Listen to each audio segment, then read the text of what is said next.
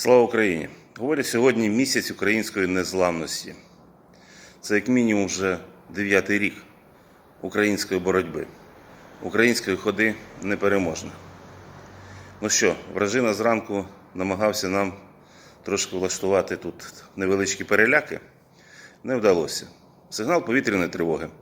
Я знаю, що ви діяли так, як я про це вас завжди дуже прошу. Ну, полякали, ну, покрутилися у нашого берега. То русський корабль, нехай йде нахуй.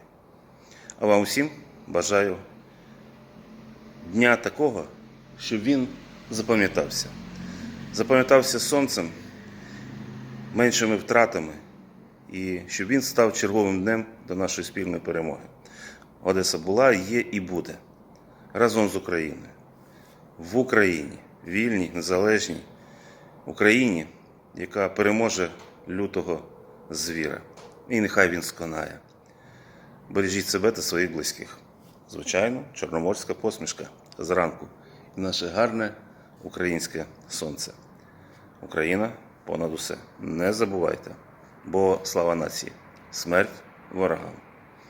Нас не злякаєш.